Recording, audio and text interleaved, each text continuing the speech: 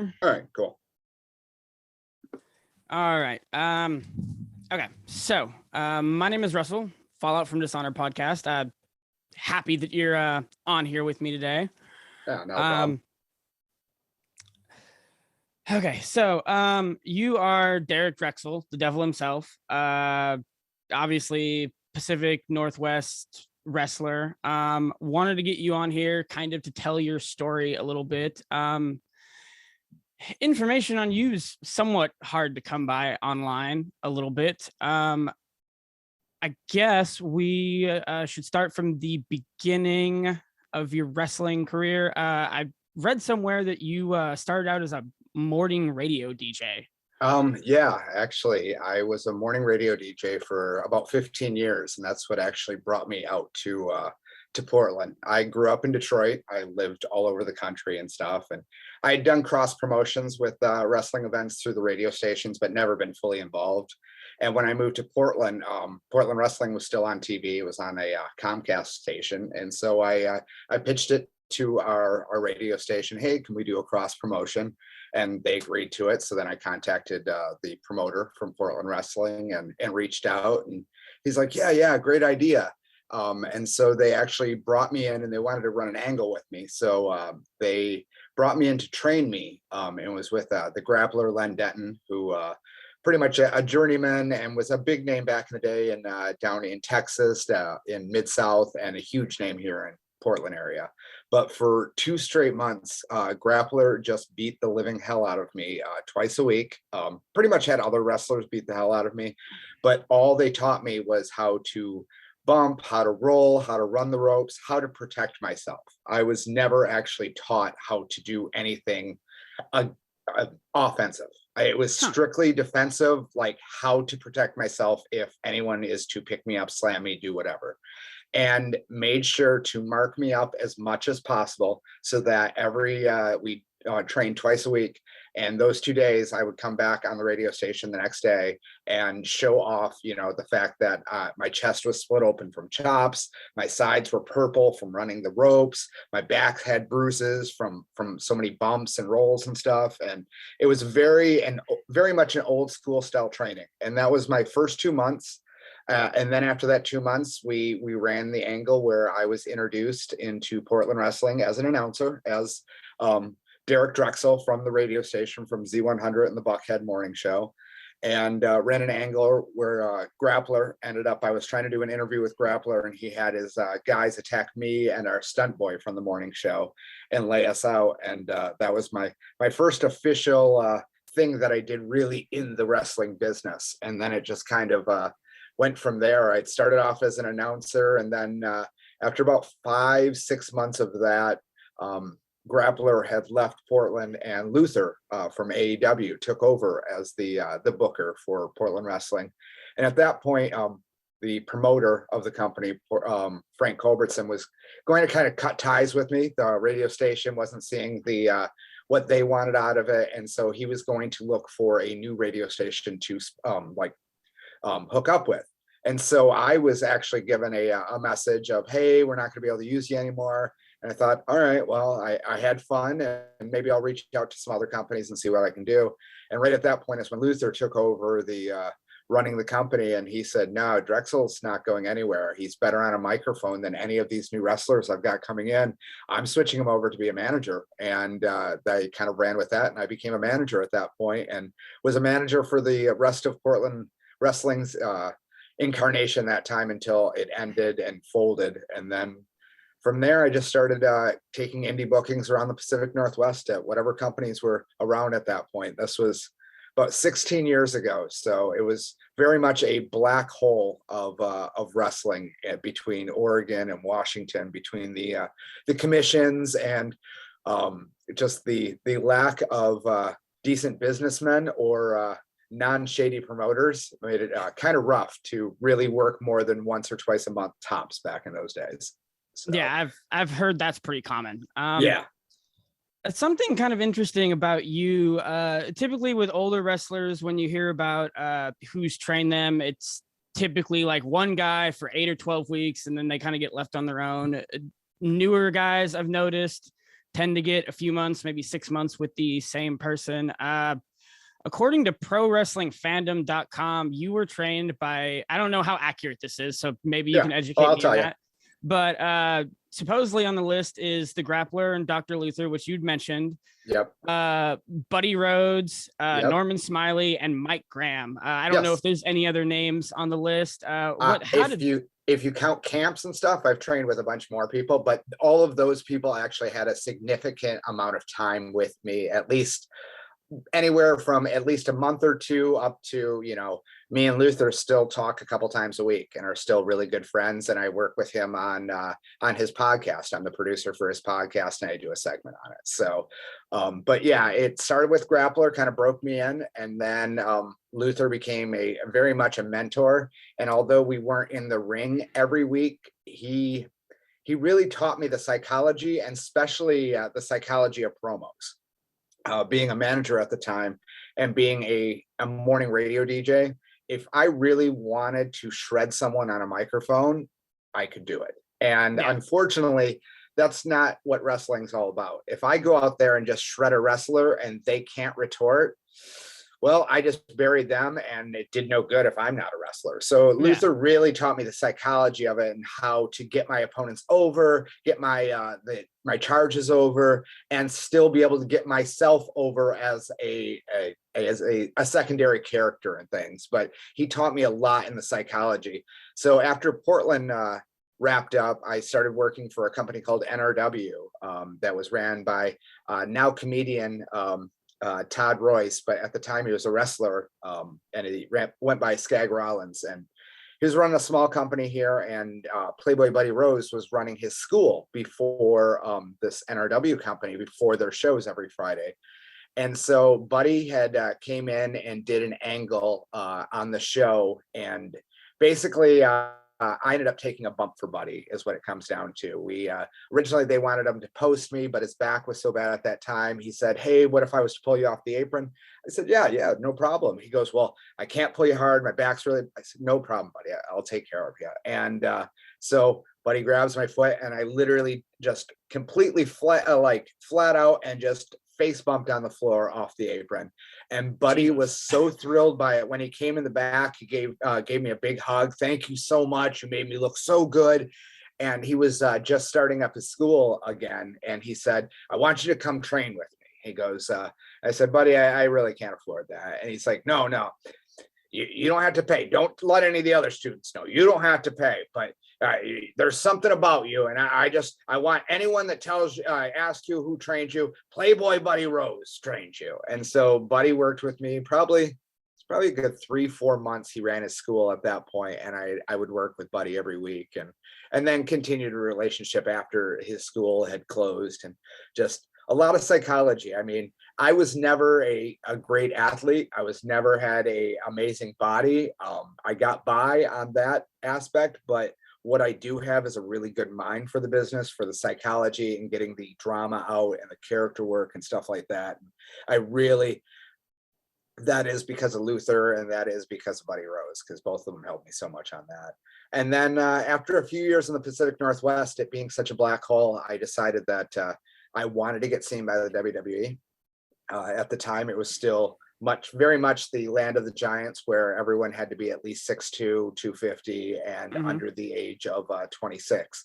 I was already about 35, I think, at the time. So I was already way past the age that they wanted, but I wanted to get looked at and maybe considered for a manager role. Even though managers hadn't existed in the WWE for a long, long time, I went and moved myself down to Tampa, and I went to the FCW beginner school.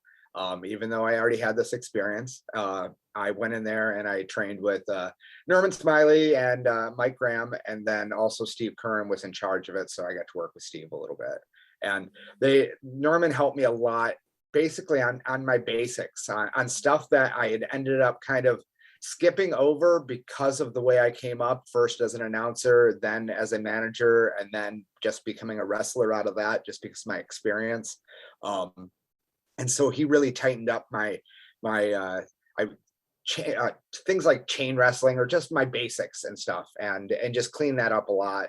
And Norman was absolutely amazing. I've never seen someone as a trainer be so patient, have so much knowledge, and just so good. I would remember the school was really geared around trying to get female wrestlers for the WWE at the time, since there wasn't really an indie scene for females. So you could tell that that's who the school was, who they were trying to recruit out of it. And me having experience, I got to work with Norman a lot as far as like, hey, Derek, come in here, get in the ring. And then we'd lock up and he'd say, stay loose. And he would just start chain wrestling with me, where all I had to do was stand there and be loose. And he would work all the way around me, putting himself in and out of holds and back and forth. And we'd do like 5 minutes without him calling a word, and us never actually breaking or anything. Just once we locked up, we were connected that entire time, and he could just work right around you. It was absolutely amazing. Much like I did a training camp with Dr. Tom Pritchard when I first started off, and something that was a huge inspiration was I watched Dr. Tom. There was probably 30 guys doing this camp, and he had us all do promos. Me being a radio guy, I thought it was pretty good, and I went up there and I cut a promo, and he's like, yeah, it was pretty good. But here's how I would change it. And he proceeded to cut a promo as my character and made it that much better. And then he did it for all 29 other wrestlers who would attempt to cut a promo, and then he would recut the promo just way better in their character. And that was such an inspiration, something that I still try to get to that point myself, where, give me a character, tell me to cut a promo, and I think I can dive into it and come up with something that's compelling and interesting. So sorry, I ramble a lot on Oh, this. no. It's I'm big on talking. I'm here to listen to you. So the gimmick, the devil himself, how did you come up with that? What are the influences? So, I mean, the old version of Drexel has changed around from when I was a manager. I was essentially, Dr. Luther had taken the storyline of John Foley from up in Stampede, because that's where Luther is from. And they had ran some storyline where Foley had inherited all this money, and he essentially became very much rich white trash. And so that's what they did with me when I became a manager. So my first incarnation of Drexel wore like purple and silver silk suits, matching gaiters, had my hair all corn rolled back. I grew up in Detroit. I knew people like that. So that's what I dove in at first. And then just transformation over the years became more and more me, more of a punk rock version of myself. And then it was down in Florida after my time with Norman. I was just working the Florida Indies down there. And one of the companies I was working for, Boudadine, Kevin Sullivan's old manager, was one of the managers there, and he had his Army of Darkness. They continued since, Kevin had started it back in the 80s. And they were doing a change with my gimmick. They wanted me to turn heel at the time. And I pitched, hey, can I go completely monster? Because this is probably a good 10 years ago, I'd say. But at the time, there wasn't really anyone doing a monster gimmick. There was very few over the top monster type characters. So I pitched it to them. They said, go for it. I hit up Luther, who was kind of in semi-retirement at that point, and said, hey, Doc, can I steal your FMW gimmick? And he just kind of laughed, and he's like, I taught you better than that. Everything's stolen in wrestling. Just make it your own. And that's what I ran with and started building upon that. I joined the Army of Darkness, and just kind of, I ended up teaming up with Kevin Sullivan on shows, or like Kevin would get booked in matches, and he really couldn't take bumps at the time. So Kevin would do the first half of the match, and as soon as the babyface would make the comeback, I would end up sliding in to interfere, and then I would just take the beating for Kevin. But got to learn a lot, and that was the start of the monster version of Drexel. And then it's just kind of morphed over time. But I literally steal from everything. I tell students all the time, don't just steal from wrestling. In fact, don't steal from wrestling. Steal from every other part of media. So Drexel's character is a little bit of Bill Moseley as Otis, a lot of Bill Moseley as Chop Top. That's one of my favorite characters from Texas Chainsaw Massacre 2. You can throw some Buffalo Bill from Silence of the Lambs in there. I don't know. I have a huge I show wrestlers it all the time on my notepad on my phone. I just have pages and pages of quotes and stuff. So whenever I'm watching TV, whatever I'm listening to, if I just hear a really good one-liner, I write it down. Hmm. If I hear a good premise for a story, I write it down, because you never know when that could be used in the wrestling format. It was something that actually I learned from Piper, because I got to work with Piper a little bit in Portland. And even years after he was no longer an active competitor and would just wrestle here or there, make sparse appearances, he still carried around his promo books that he would just hear a good one-liner, write it down, because you never know when you're going to go into a situation like, hey, we need a promo about this. All right, well, I'm going to this match cold. I need some good stinger. I can't just like blah, blah, blah, blah, blah. We're going to be here this day. It's not interesting. So I need something to base it around, either a Yeah. storyline or a good like catch, or yeah, just whatever it is. So I make notes all the time, and I do the same thing for the Drexel character. Or if I see something, I've watched YouTube videos on serial killers. If you watch Drexel, he's very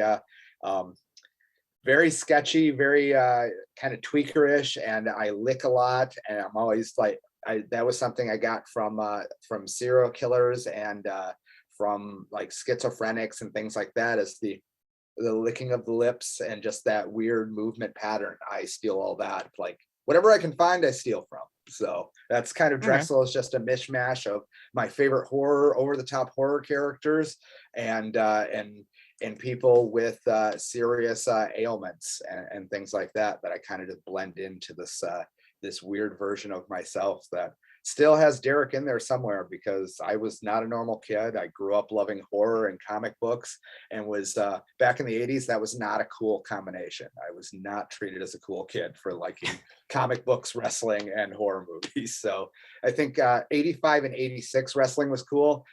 Besides that, my entire adolescence was spent hiding the fact that I was a wrestling fan or getting beat up for it. So I don't know, maybe that's all that pent up hostility is kind of where Drexel gave birth to Drexel, and where he came out of. So you never know. Yeah, the comic book things definitely changed. Sometimes I feel like the wrestling stigma hasn't necessarily, but In some ways, I mean, I can yeah. tell like Pacific Northwest, the fandom is totally different from the fans that were into wrestling 15 years ago to the fans that are into wrestling now, that go to companies like Defy or Prestige, that like their PWG, that like GCW. The indie fan it's a much higher higher denominator than it used to be. It used to be very much, I can remember that if a show raised their ticket prices by $5, you were going to get a minimum of at least 20 to 30 complaints out of the 50 to 60 that came out of the show.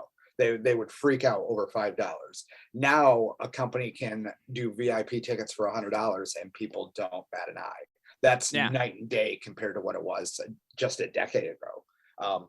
I look at it down in Florida. When I was down there, I would be amazed that like a company like FIP that was so popular on the nationwide as a super indie underground, you would go Mhm. to a show like that down there and they draw 30 to 40 people. But if you went to an old school wrestling show that kept their tickets under $20 and was all about storylines, didn't matter what former names were on there, maybe throw one 80s guy on there, that's all you needed to pop the crowd, you're dealing with 300 to 400 people.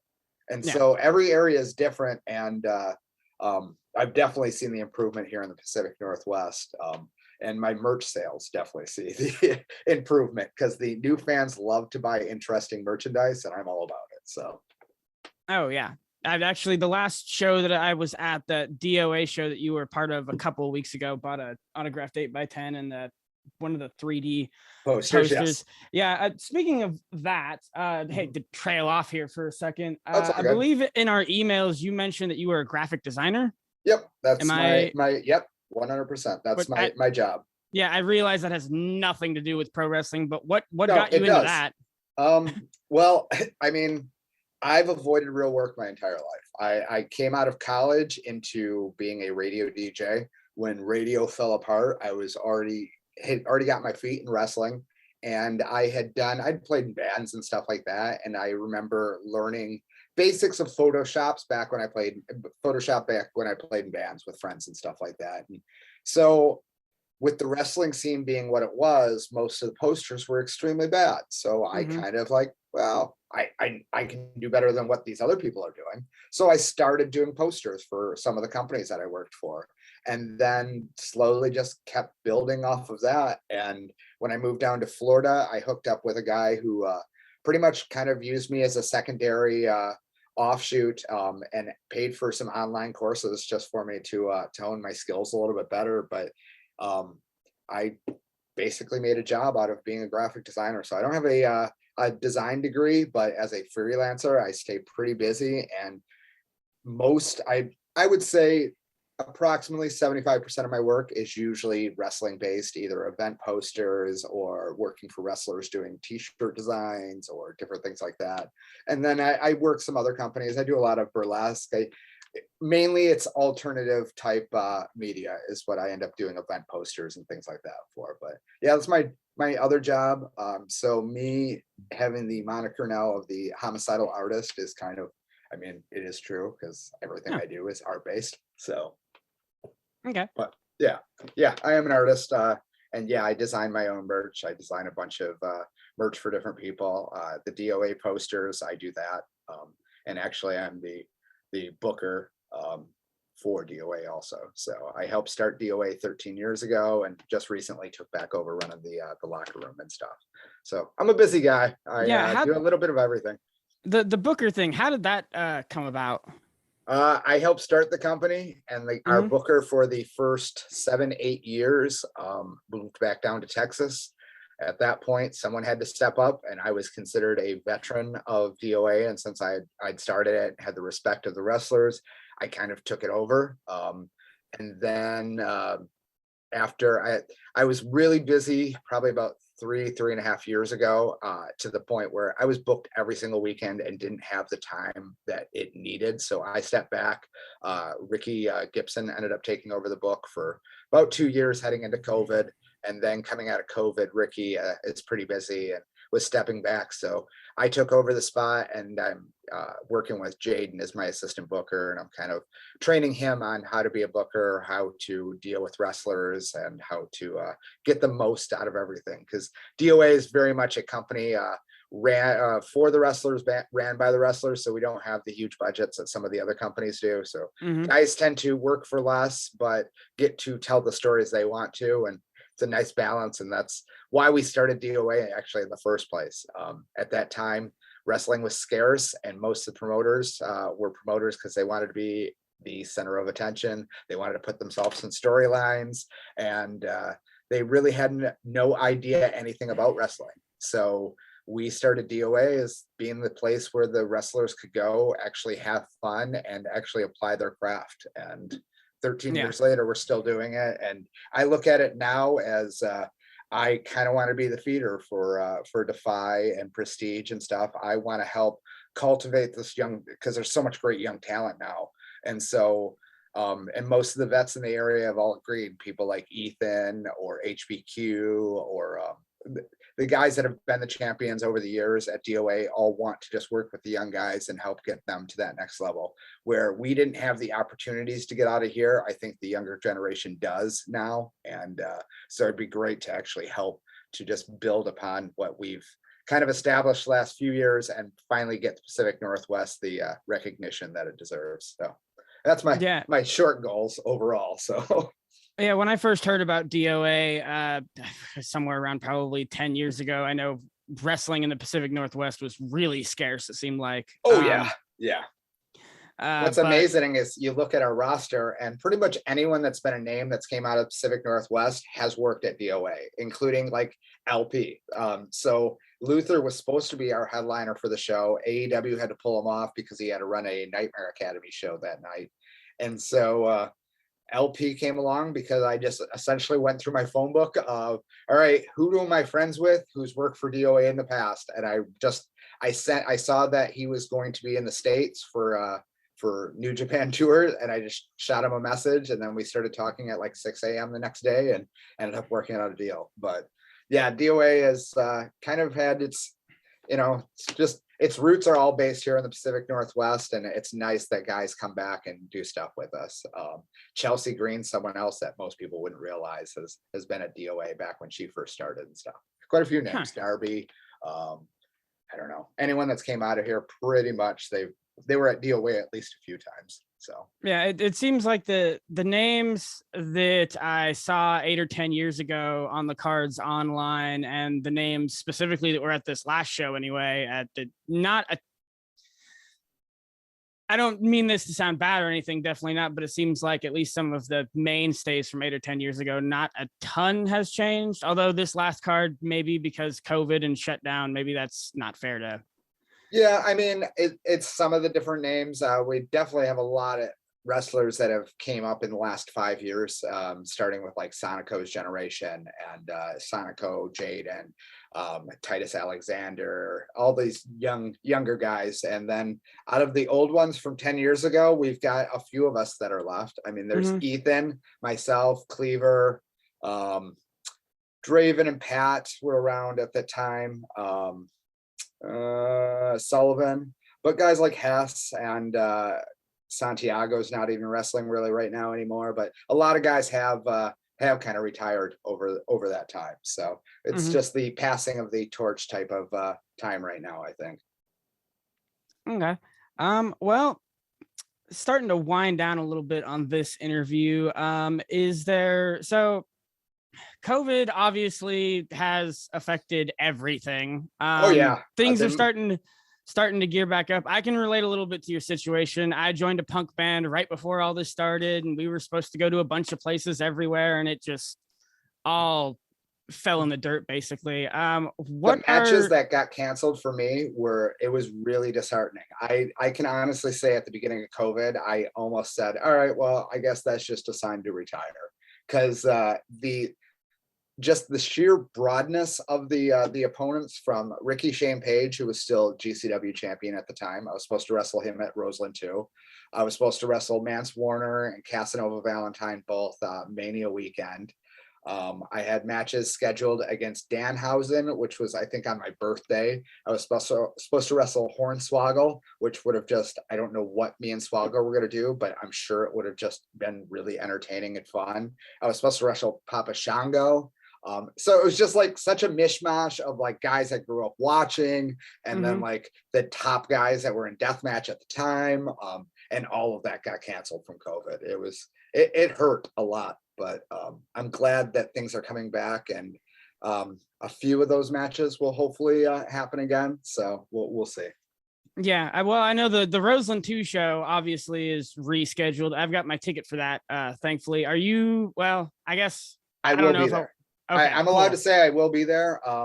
Who my opponent is, I'm not really sure, and nothing's set in stone, but I know that I'm going to be at the Prestige Roseland, the Prestige Vegas, and the LA. Those first 3 shows, I know for sure I'm booked on all 3 of those for Prestige. So okay, so you're going to be on all of them. All right, you got work going forward. It sounds like that's definitely good to hear. Oh yeah. I mean, I'm going to be busy starting 2022 between Prestige, DOA. Hopefully you'll be back running monthly again. Relentless up in Spokane has been treating me great and pretty much putting me up against names and stuff. The last show up there, I wrestled Alan Angel from the Dark Order. Next show, I believe, no, they haven't announced it yet, so I can't say who it is, but it is another name that's coming in. But they've been treating me great up there. I've got companies down in California want me to start down there more.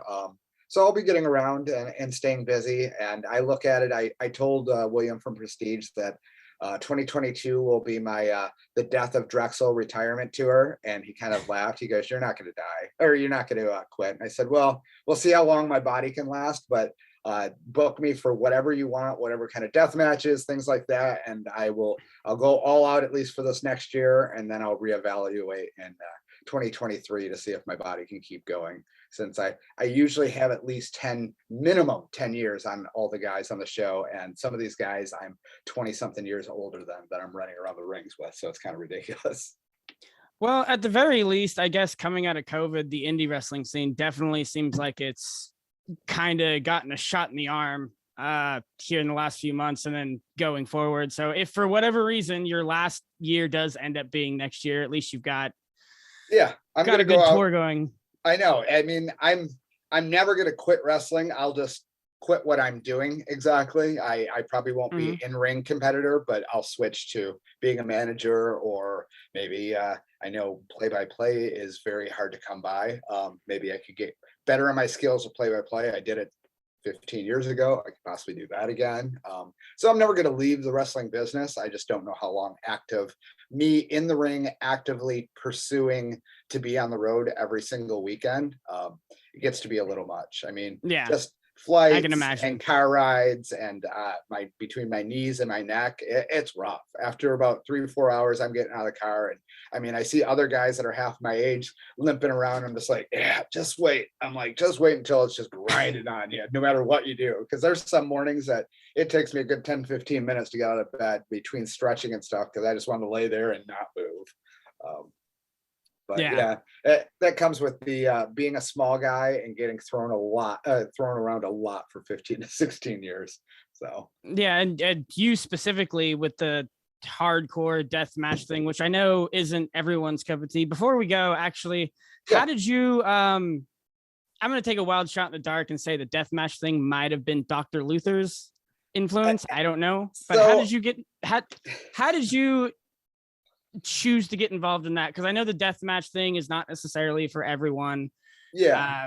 I was a huge fan of ECW growing up. I was a huge fan of the Terry Funk, Mick Foley, FMW, IGA stuff, all that early deathmatch stuff from the 90s. I remember having those tapes and stuff just as a fan. So fast forward, I'm in the business, and Pacific Northwest being such a black hole, it's not like we had outside talent coming in. So everything was story-based. With story-based wrestling, you end up with gimmick matches for your blow-offs. So over the past 12 years, I've probably done every different type of hardcore match you can possibly do. And I mean, I got comfortable with doing certain things with barbed wire, things like that people thought was more extreme, but I would have never considered myself a deathmatch wrestler. And it wasn't actually until COVID. Danny D'Amato and ICW No Holds Barred hit me up, and Danny said, hey, it was actually last year. It's just been over a year, but Danny hit me up and wanted me to do their Halloween show. And I said, really? I said, I'm not really a deathmatch wrestler. He goes, no, you are. I've watched your stuff. And he goes, it's close enough. And I had met Masada years ago and hung out with him, and he had told me the same thing as far as like my ability to do hardcore could translate easily to deathmatch wrestling if I ever wanted it to. So me doing the ICW show just kind of opened that door, and then other companies like No Peace and stuff like that hit me up and were interested in me coming in and doing death matches. So I said, okay, I'm a fan of death matches done correctly with a story being told. I'm not a fan of backyard bullshit of just hit each other with light tubes. Nothing annoys me more than watching a match where the entire match is guy goes for a move, gets cut off with a light tube. He goes for a move, gets cut off with a light tube. And it's the exact same thing over and over again. I want my matches, just like my normal matches, I want to see that build. I want to see that progression. And I want there to be a story and a reason for what's going on in the ring and how the characters are interacting. Unfortunately, you've got some really crappy deathmatch wrestling out there, and then you have some really good deathmatch wrestling. So, you kind of tell who's good out there, and those are the guys I enjoy watching. And then, I've watched shows where it's been painful to watch because you can just tell that these guys were never actually trained wrestlers, and they're just into causing themselves damage. I would rather go out there and get the most for the least. Not have my body completely scarred up. I mean, I've got enough scars as is, but there's no reason to go out there like those two idiots just did at that one down south company, where the one guy shoved a X-Acto knife into the other guy's arm, and so the guy that got the X-Acto knife in his arm chopped off the other guy's finger or whatever, like with bolt cutters out there, Jesus. as a receipt. not into that. How about instead we construct something really big with a couple sheets of glass, and I can set that on fire, and I'll take a huge big like 10-foot bump off of something through that, and there's the big explosion, and then I land in the ring and there's a little bit of give. And why? Because I know how that's going to end up. I'm not going to go out there with an idiot with an X-Acto knife like, well, I'm just going to stab. No, you're not just going to stab me, because if you do, I'm probably just going to choke you out legit and then walk away from this match, and the promoter's not going to be happy. So Jesus Christ. it's amazing. Like, so here's a funny story. My first ICW show, this is really my first all deathmatch show I've ever been at. And I'm listening to guys like Alex Colon, like, guy screws up, I'll stab you. Like, I think he told his whoever he was telling, he straight out said, if you screw up, I will stab you out there. And in my head, I'm like, oh, that'll definitely get you on your A game. yeah. Well, in my head, I'm like, is he being serious? But then after I did a little bit more research, and like starting it off at ICW, I'm pretty much starting off at probably one of the top, within the top two deathmatch companies in the United States. So it's not like I started off on one of the small backyard ones. So once I looked around, I realized why guys like Alex Colon or Eric Ryan have to threaten to stab people, because there's a lot of idiots, and they probably get called into these companies and they go do these bookings, and they are fighting these idiots that they have to threaten to stab because these guys don't know any different. I've gotten lucky. Everyone I've worked with has been a worker, so we know how to work with each other and not try to kill each other and actually get the most out of it. So there's the good and the bad of deathmatch wrestling. I think when it's done well, it's amazing art, and the shock factor is the closest thing to a great horror in my opinion, to a great horror movie. So that's how I got into death matches. That's I'll still do them. It'll be certain companies. You're not going to see me going out where I'm the only name on the company. I've always said I would rather be the low fish of a company than be the high fish at any time, because at least I'm the low fish. I got someplace to work to, and there's a whole lot of people that are better than me that I can learn from. And even though I've been doing this for almost 17 years, I still want to learn every time I go out there. So anytime I do get to wrestle guys, the more experience and stuff, I absolutely love it. And I suck it up for every bit of knowledge that I can get. So. That's actually, not only is that a good philosophy, that's good to hear, being since you've been in the business for so long and whatnot. You're still wanting to learn. I was told by Playboy Buddy Rose, when you stop learning, just go ahead and get the hell out of the business. When you think that you know everything, because this business is always changing. Things are all like, and what's amazing is that I've seen guys where they don't want it to change, and they just become, obsolete. But if you can take that knowledge that you already had mixed in with the new school way of working and the new speed and stuff like that, and be able to blend them together, you end up like, it's just amazing. Like the athleticism of these kids, once you get them to take their pauses at the correct time, once you get them to put their amazing moves at the right spots in the match to get the most out of those moves, these kids are completely unstoppable. I mean, compared to what we could do back in the day, they're just on another level. I wrestled Kid Bandit this past weekend. He was a Nightmare Academy student and starting to get his name out there. And he's done a bunch of training in wushu, kung fu. So he does these amazing spin kicks and stuff. And it was just awesome working with someone so athletic. And he listened really well. And even though we were match number 2 and told it was a simple 10-minute match that told a really simple story, it got the most out of everything. And I think he got a little bit more for that timing. And even though he can combo 7 moves together, if he breaks those 7 moves up into 2 or 3 combos and gives it that space in between, the fans can register it more, the fans can see what he's doing, and it just doesn't become movement and dancing to them. And it's things like that guys don't realize, that's when the vets say less is more, that's the stuff that we're talking about. And so if you're willing to always learn and always improve and always change up your style, I mean, that's a Terry Funk thing. Terry Funk, from when he started to where he ended, totally different style wrestler. But it's all about just progressing, learning, and taking what you know and adding it in there. The DOA show, there was a few people that had to turn from heel to face and face to heel. And even though we hadn't ran it in so long, you still want to be able to get those reactions out of the crowd. And I had a couple people question, do you think this will work? I'm like, yep.